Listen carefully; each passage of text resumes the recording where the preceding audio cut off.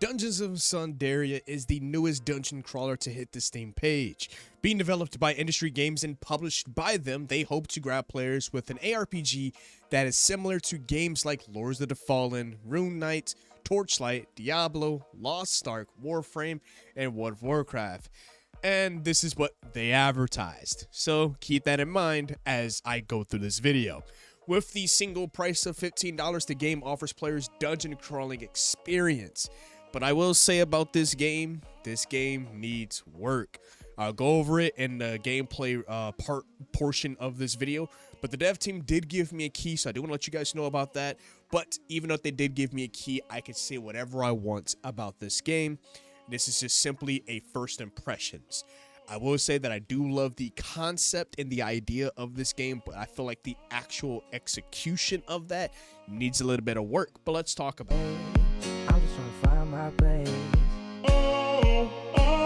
So moving on over to the overview of the entire gameplay, what you players would expect when you're coming across this game. The character creation offers a decent variety with 7 races and 5 classes to choose from, in which the classes are classic clerics, ranger, your rogues, your wizards, and your champion, in which the champion is this game's version of a tank. The races you can also choose from are humans, dwarves, elves, halflings, orcs, goblins, and a drogoth, while the visual customization options are a bit limited. The core archetypes are well represented. The world itself feels familiar but fresh at the same time, drawing inspiration from traditional fantasy tropes while offering its very own unique twist. But as the name of the entire game suggests, this is of course a dungeon heavy game where most of your time is grinding through dungeons. When the game begins, you're met with the main hub area, which is an overview of your entire base of operations. You basically have this point and click adventure style where you can click on the blacksmith, the bank, the other areas you can come across and then you will be able to actually go to Sundaria, which is where you'll get to play the dungeons. The dungeons even itself have a hub area as well, with the mission, basically the very first mission guided me to go to the crypt dungeons. All I had to do was click on the crypt dungeon, choose what difficulty of that dungeon, and then go through it. But when you go through those dungeons, let's talk about the main point of this entire game. The combat heavy focus behind it. Combat is where Dungeons of Sundaria truly shines, since this is probably where you will spend most of the time fighting monsters. The way the combat feels like I'm playing an MMO mixed with an ARPG. Hence, what they said the game was advertised is like, I could see the familiarity of World of Warcraft. I could see the familiarity of games like Diablo or Torchlight. Industry Games did advertise that. Like I said, it's nothing too out of the ordinary. The way the dungeons are set up, being a long drawn out world in itself, kind of makes it a little bit burner, because the dungeons aren't too interesting about them. You're pretty much just constantly fighting enemy after enemy after enemy. There's not much story going into it. But the dungeon itself feels massively large, and I can kind of feel like what they did for per dungeon was treated as its own area or zone, and you basically are going through the levels throughout that zone. My other problem that I do have with this, and it's one of my biggest issues, is how the enemy AI works.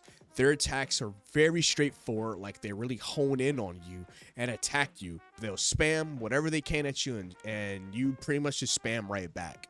So there's not too much of a thought process behind the combat, and I feel like that's where it's kind of lacking a little bit, is the overall combat.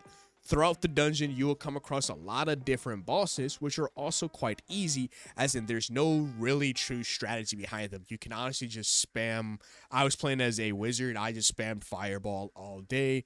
Maybe I dodged here or there, but I didn't really have to think while really playing through these dungeons. Now, of course, another thing that they did advertise that this game was easy, but I feel like games this easy should still have some form of difficulty. But I do want to talk about the difficulty a little bit later, because I feel like there's a couple of areas in that progression which is a little bit jarring, to say the least. When you are playing through these dungeons, your best idea to think about is like kind of like a raid that you will come across in MMOs.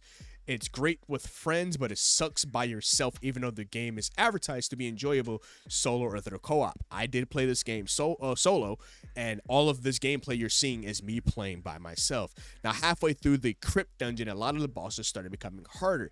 Now, granted, this is a level 1 dungeon I'm doing. I didn't increase the level for it or nothing of that nature. This should be easy. But I feel like we are a little bit lost in the sauce, or lost in translation, to say the least, because as the bosses got harder and the enemies started getting harder and having quite interesting fighting mechanics, this wouldn't be too much of a problem until I noticed the leveling progression of the pacing was absolutely horrendous for a game like this.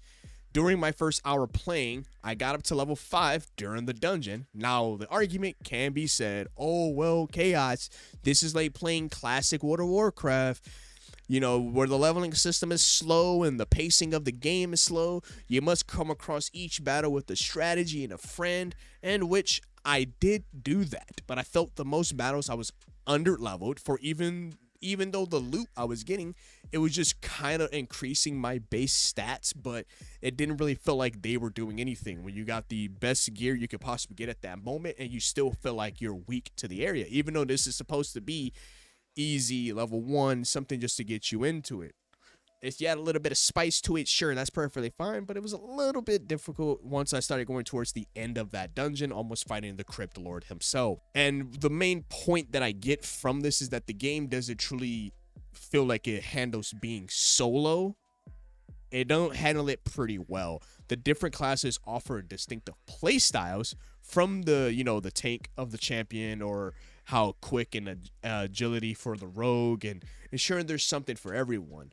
But this solo portion, I felt like it just was missing the proper progression for a solo player, especially when some of the bosses mechanics, as you got to the harder ones, they started having like interesting mechanics, and I can kind of see like maybe you should have a party for this and not try to tank all of this by yourself, especially when you're not playing a tank.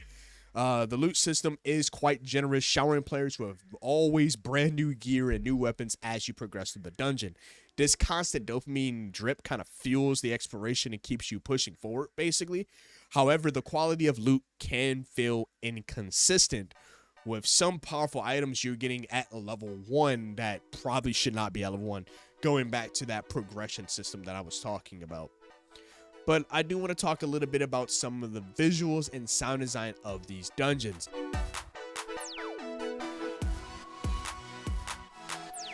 Sound design is very punchy, and it hits heavy with each attack or spell blast. I will say that the battle music is kind of generic, nothing crazy, but the overall background music fits the vibe of each area, really bringing this ominous vibe to each area. The dungeons offers a mix of linear paths and branching exploration. They're filled with traps, puzzles, hidden secrets, rewarding exploration, and having pretty much a decent observation of your surroundings. The atmosphere is appropriately dark and oppressive, adding to the sense of adventure of like what's brooding around the corners and all that good stuff.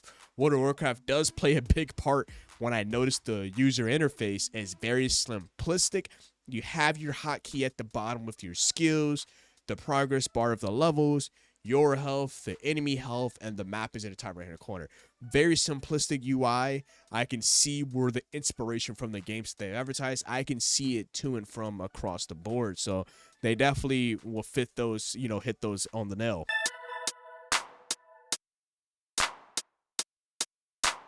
While being promising, Dungeons of Sundaria isn't without its flaws. The story feels somewhat generic, the voice acting can be quite uneven, some technical issues like occasional frame drops and glitches that I was experiencing, certain spells glitch through the enemies, not dealing damage or just doing something weird, glitching as a visual glitch. The overall level design can use some work, probably a bit more interesting to these levels, like add a little bit more story, a little bit more lore, more events to play out, maybe some conversations. Dungeons of Sundaria is a solid dungeon crawler, but with flaws, but could possibly be fun if you play with friends. I feel if they worked around how the leveling progression and the enemies worked and made the combat a bit more engaging, this can be an even better dungeon crawler, especially at a $15 price tag. I'm not bitching about a $15 price tag. Like, yes, I may receive the key for free, but if I was somebody who would to buy this game for what I've obtained, a lot of content and a little bit of fun that I did have, not bad for 15 bucks. If they continue upgrading it and adding more content to it, you know, with the constant updates and, you know, fixing the game up, yeah, it can be a great $15 dungeon crawler. But as of right now, while it doesn't reinvent the wheel, it does try to deliver a fun and nostalgic experience for fans of that genre. If you're looking for a classic dungeon crawling adventure with modern sensibilities, Dungeons of Sundaria is definitely worth delving into. But I can say at this moment, there is probably better dungeon crawlers out there. And Sundaria needs some work. But as for right now, 15 bucks, I'm not mad.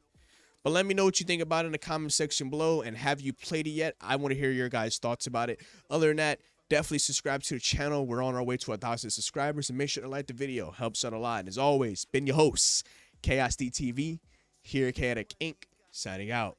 Peace. I make a manifest. I don't sleep, that's so weak. Don't plan to rest. I'm from a hood where you die if you don't pack a vest. No culinary degrees, but whipping crack the best. Chefing, hard times taught lessons. Praying every night to pull up in park Benzes. What's my home is what you call trenches. You wouldn't last a day seeing life through all lenses. It's all tension, no sun, and rain and plenty. Full-time job, still can never make a penny.